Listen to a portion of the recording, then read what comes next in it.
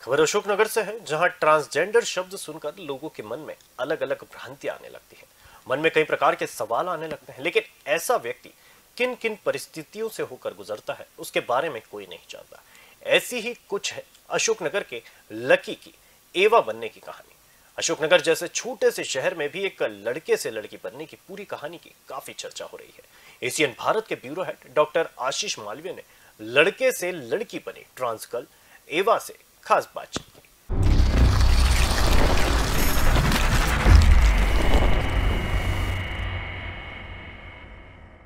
नमस्कार, मैं हूं आशीष मालवीय और आप सभी मेरे साथ देख रहे हैं एसीएन भारत का विशेष कार्यक्रम शख्सियत से रूबरू। आज हम आपको एक ऐसी चीज या एक ऐसे विषय पर बताने जा रहे हैं जिसके बारे में या जो शब्द अगर किसी के जहन में आता होगा तो तमाम तरह की बातें मन में चलती हैं। एक ऐसा शब्द जिसको लेकर न केवल मध्य प्रदेश में बल्कि पूरे देश और दुनिया में तमाम तरह की भ्रांतियां लोगों के मन में रहती है। जी हाँ, ट्रांसजेंडर एक ऐसा शब्द जिसको लेकर अलग अलग बातें मन में होती हैं। कई लोग सोचते हैं कि लोग शौकिया तौर पर ऐसा करते हैं या कोई दूसरी परिस्थिति किसी के सामने होती है, लेकिन आज हम आपके सामने इन सारी चीज़ों से पर्दा उठाने जा रहे हैं। मेरे साथ एक ट्रांस गर्ल मौजूद है जिन्होंने अभी अभी अपना जो है जेंडर में इसमें थोड़ा सा चेंजेस कराया है और अभी इनकी जो मेडिकल प्रक्रिया है जो है वो अभी लगातार चल रही है। कुछ इनकी अभी सर्जरी भी होना है, कुछ इन्होंने ट्रीटमेंट लिया है। अब इनसे जानेंगे इनकी पूरी जो सफ़र रहा है इसके बारे में और कैसे ये इस लाइन पर आ गया है। पहले तो आपका बहुत बहुत स्वागत है हमारे चैनल पे। Thank you so much. ये लकी से एवा बनने का जो सफ़र था वो कहाँ से शुरू हुआ, कब आपको ऐसा मन में फीलिंग आई कि हमें ऐसा कुछ करना है? सफ़र तो ये बचपन से ही शुरू होता है, क्योंकि बीच में कोई ऐसा वो नहीं रहता कि बीच में कुछ चीज़ें बदलती हैं या कुछ नहीं होती। शरीर चेंज कर सकते हैं, लेकिन जो चीज़ें शुरू से ही चालू हुई थी, सफ़र जो रहता है जब कोई इंसान पैदा होता है तो तब से ही होता है। तो हेलो एवरीवन, मेरा नाम एवा यादव है और मैं अशोकनगर की पहली ट्रांस लड़की हूँ। और ना सिर्फ अशोकनगर की, मेरे ख्याल से मैं गुना की पूरे गुना एरिया की पहली ट्रांस लड़की हूँ। तो लोगों को पता नहीं होता है कि ट्रांसजेंडर होता है क्या है। लोग हमेशा अपनी अपनी चीज़ें लगाते आए हैं, लोगों ने कभी जानने की समझने की कोशिश नहीं की है। तो ट्रांस एक टर्म होता है, ना कि कोई जेंडर होता है का। तो ट्रांसजेंडर का मतलब ये होता है कि जब कोई भी बच्चा पैदा होता है तो वो मेल, फीमेल या इंटरसेक्स होता है। लेकिन क्योंकि जो दिमागी हमारा जेंडर रहता है, लोगों को लगता है कि जेंडर हमेशा हमारे शरीर के हिसाब से होता है, जो हमारे जेनिटल्स होते हैं, जो हमारे गुप्तांग होते हैं, तो लोगों को लगता है वो जेंडर होता है, जबकि वो सिर्फ हमारा बायोलॉजिकल सेक्स होता है। जो जेंडर होता है वो हमारे दिमाग में होता है। तो कुछ बच्चे ऐसे पैदा होते हैं जिनका मानसिक जेंडर और उनका शारीरिक जेंडर मैच नहीं होता, तो उनसे बोलते हैं ट्रांसजेंडर, क्योंकि उनका जेंडर उनके शरीर से मैच नहीं हो रहा। और ये जन्म से होता है का, बीच में नहीं होता कि कोई भी इंसान कल को उठ के कुछ भी बन जाए। कोई भी नहीं बन सकता, ना कोई जेंडर चेंज कर सकता है। तो लोग बोलते हैं कि जेंडर चेंज कर लिया किसी ने, जेंडर चेंज नहीं होता है। जेंडर अफर्म होता है, जेंडर को सही कर सकते हैं आप, चेंज नहीं कर सकते। आप जिस आइडेंटिटी से पैदा हुए हो, वो आपकी आइडेंटिटी आपके साथ हमेशा रहेगी। तो मैं हमेशा से जब पैदा हुई थी तो मेरे शरीर को देख के घर वालों ने बोला था कि ये लड़का है। पर जैसे जैसे मैं बड़ी हुई, जैसे जैसे चीज़ें आगे बढ़ी हैं, तो क्योंकि मैं बचपन से ही लड़की थी, मैंने अपने आप को लड़की ही माना था। तो जब बीच में दिक्कतें आई थी, जब मेरी चॉइसेस होती थी, जब मेरी कुछ पसंद होती थी, तो घर वाले बोलते नहीं, तुम तो लड़के हो, तुम लड़के वाली लाइफ में अपनी जीना है। तो ये चीज़ें चलो ठीक है, मैंने अपनी पसंद और जो चॉइसेस होती हैं वो सारी मार दी थी। लेकिन जब सबसे ज़्यादा दिक्कत आती है वो हर ट्रांस लड़की या ट्रांस मैन जो होते हैं, तो उनके साथ भी ये चीज़ होती है, प्यूबर्टी।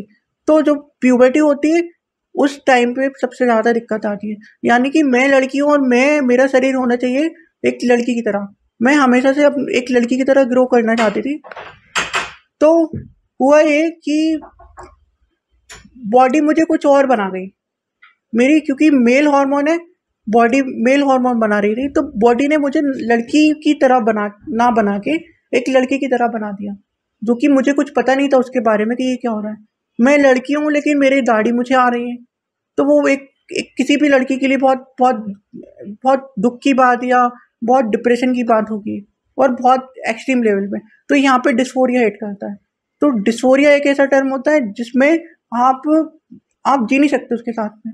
जो जेंडर डिस्फोरिया होता है मतलब आप उसके साथ नहीं जी सकते। आपका शरीर कुछ है और आपकी आत्मा कुछ है, तो आप बिल्कुल नहीं जी सकते उस चीज़ के साथ में।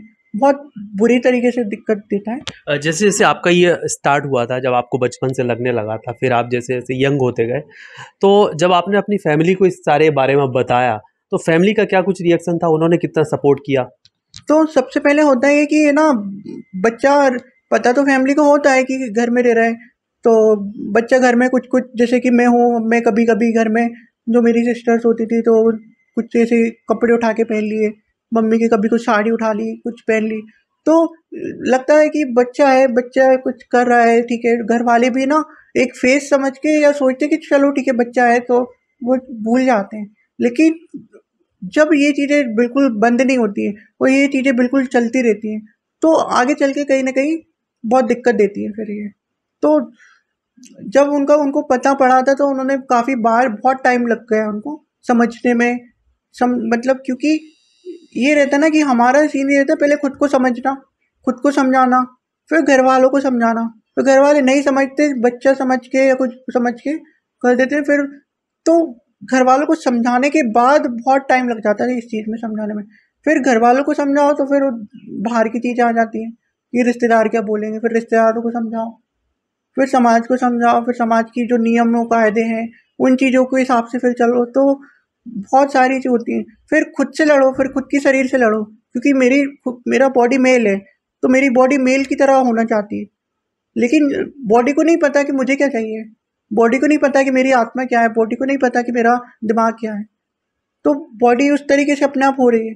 अब मुझे अपनी शरीर से लड़ने के बाद, लड़के रोज मुझे अपनी दवाइयाँ लेना है, रोज मेरे को अपना लेना है, महीने के इंजेक्शन लगने हैं, ट्रीटमेंट चलना है मेडिकल।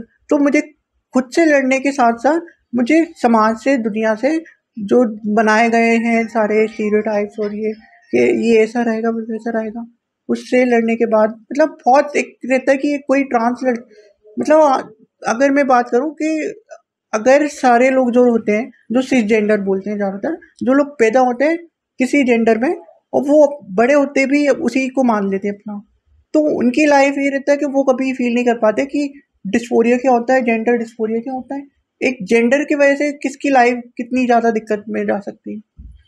तो इस चीज़ से मेरी पढ़ाई पे फ़र्क पड़ा, मेरी डेली लाइफ पे फ़र्क पड़ा। मैं कभी भी कंफर्टेबल फील नहीं कर पाती थी बाहर निकलते हुए। तो बहुत मुश्किल से रहता है कि ये चीज़ बिल्कुल लोग नहीं समझ पाते हैं, लोगों को कुछ भी समझ में नहीं आता, लोग मर जाते हैं। मतलब जो ट्रांस पीपल होते हैं वो 42% रेशो है, घर फैमिली एक्सेप्ट नहीं करती तो वो सुसाइड कर लेते हैं।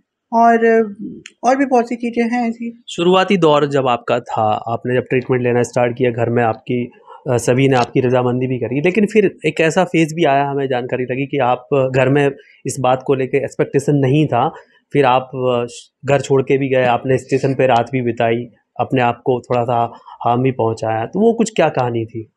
तो ये था कि मेरी मम्मी ने खुद ने बोला था मुझे कि सबसे पहले मैंने मम्मी को ही बताया था। तो हमारा एक वो हुआ था, मम्मी ने बोला था कि ठीक है हम लोग किसी इस चीज़ के ऊपर कुछ काम करेंगे और इस चीज़ को फिक्स करेंगे अपन। पर हुआ ये कि जब मैंने अपना साइकियाट्रिस्ट का जो सर्टिफिकेट लिया, तो ऐसे डायरेक्ट नहीं होता, तो पहले सर्टिफिकेट होते हैं, प्रॉपर डायग्नोसिस होता है, उसके बाद फिर ट्रीटमेंट चालू होता है। ऐसे कोई भी जाके ट्रीटमेंट नहीं चालू कर सकता। तो मेरा सब कुछ हुआ, डायग्नोसिस हुआ, उसके बाद फिर मम्मी ने बोला कि यार ठीक है आप वो ट्रीटमेंट चालू करो, सब कुछ किया। पर हुआ ये कि लोगों ने ना भड़काना चालू कर दिया मेरी मम्मी को। तो मेरी मम्मी बहुत ज़्यादा डर गई, भड़क गई, और रिश्तेदारों का ड्रामा हर रोज़ का, और बार बार बहुत सारी चीज़ें हो रही थी मेरे साथ। और जब मेरी आइडेंटिटी पब्लिक हुई तो अशोकनगर में लोगों ने बहुत गंदे गंदे तरीके से भी मुझे मतलब एक बोलते ना कि एक इंसान की तरह भी नहीं समझा गया। तो मैं कहीं भी जाती थी, मेरे सारे दोस्त मेरे गिने चुने कुछ एक दो दोस्त बचे मेरे पास, बाकी जो मेरे दोस्त थे कोई दोस्त नहीं मेरा।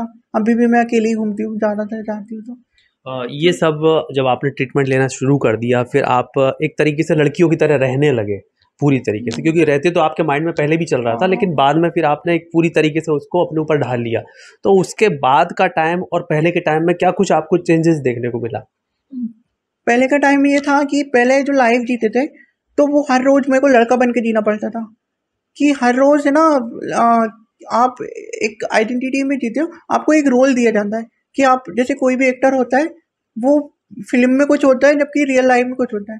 तो मेरी लाइफ में मैं 24 साल तक एक्टर की तरह मैं प्ले कर रही थी।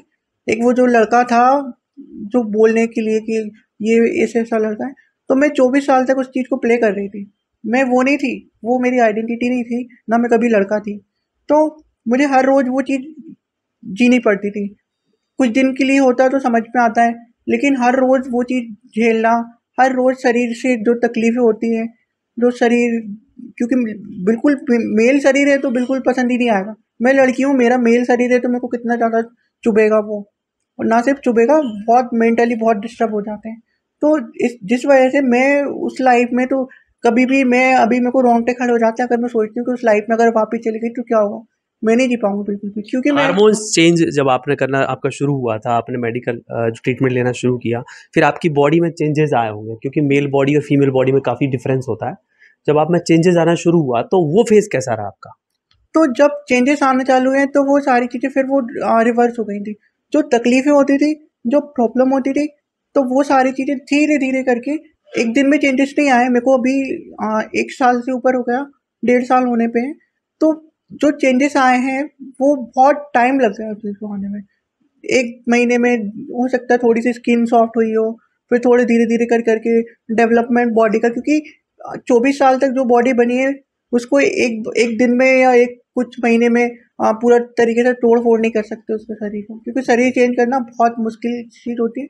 और जब वो चेंज हो रहा था शरीर, अभी काफ़ी हद तक मेरा बॉडी चेंज हो चुकी है। तो जो मुझे जो फ़ील हुआ जो सबसे पहले, तो मेरे को कोई कुछ भी ऐसा नहीं हुआ कि बहुत ज़्यादा, मतलब खुशी वाली बात तो है, पर ऐसा कुछ नहीं है कि बहुत ज़्यादा हो ये तो हो गया वो, क्योंकि मैं लड़की हूँ, मेरा शरीर ऐसे ही होना चाहिए था हमेशा से। इसमें कुछ नया नहीं है, इसमें कुछ वो नहीं है, कुछ अजीब नहीं है। तो ये बिल्कुल ऐसा ही होना चाहिए था। अशोकनगर बहुत छोटा-सा शहर है और आप चूँकि यादव कम्युनिटी से आते हो, एक ग्रामीण परिवेश से आपका परिवार जुड़ा हुआ है। तो जब शुरुआत हो रही थी या फिर आप जब फीमेल टच में आए, तो लोगों का क्या रिएक्शन था? एकदम अजीब टाइप का रिएक्शन रहा होगा या फिर क्या कुछ उनके मन में चलता था? लोगों का रिएक्शन तो ये था कि है ना, लोगों ने मेरे से बात करना बंद कर दिया था, मुझे टोटली डिस्कनेक्ट कर दिया था। और मैं कभी अगर एक बार की बात है, मैं शादी में गई थी, तो मुझसे अपने लोगों ने ही बोला था कि ये चीज़ें मत करना कभी भी, ये तेरा कुछ और हो जाएगा तेरे साथ, और तू, हम लोग तेरे साथ खाना खा रहे हैं, कल को तेरे साथ खाने भी नहीं खाएंगे हम, और कोई भी खाने नहीं खाएगा, सब इग्नोर करेंगे तेरे को, अकेले की लाइफ हो जाएगी, हो सकता है तू सुसाइड करने पे मजबूर भी हो जाए। लोगों ने मेरे से ऐसी ऐसी बातें बोली। ये तो ठीक है, समझ में आता है, पर लोगों ने व्हाट्सएप पे मेरे फ़ोटो शेयर कर करके पूरे शहर भर में जो बातें बोली हैं, वो मतलब जिनका कोई हद नहीं है, जिस तरीके की बोली है। कुछ लोगों ने तो ऐसा भी बोला है मेरे से कि ऐसे लोगों के साथ तो रेप हो जाना चाहिए, या ऐसे लोगों के साथ ऐसे ही हो जाना चाहिए। तो ये लोग ऐसे ही होते हैं, इनको या तो किसी के साथ सोने के लिए ये चीज़ सब करना पड़ता है, या लोगों के, मतलब वो जिस तरह की जो भी गंदी मानसिकता होती है वो लोगों ने कसर नहीं छोड़ी, मतलब किसी भी चीज़ में। वैसे हम अमूमन तौर पर देखें तो लोगों के मन में ऐसा होता है कि शौकिया तौर पर लोग ऐसा कुछ करते हैं, लेकिन आपकी जो कहानी है उसको देखकर ऐसा बिल्कुल भी हमें नहीं लगा है कि कोई शौकिया तौर पर है। आपको बचपन से ही आपके दिमाग में वो सारी फीलिंग्स थी। तो क्या कुछ लोगों की जो भ्रांतियाँ हैं उसमें कितनी सच्चाई रहती है, या आपके जो मैटर है उसको लेके क्या कुछ आप कहेंगे? तो सबसे पहले मैं शौकिया की बात करूँ तो कोई भी इंसान, कोई भी कोई भी तरीके का इंसान शौक के लिए कुछ भी नहीं करेगा। शौक के लिए किसी को शौक नहीं होगा कि इतनी ज़्यादा समाज से, सोसाइटी से, या खुद की शरीर से लड़े, या इतने सारे ट्रीटमेंट ले, इतने सारे स्टेरॉइड्स, इतने सारे सर्जरीज करवाए, कोई शौक के लिए नहीं करेगा। शौक होता है थोड़ा टाइम के लिए ख़त्म हो जाता है, शौक अलग चीज़ होती है। जब किसी की लाइफ का सवाल होता है ना, तो वहाँ वहाँ दिक्कत आती है।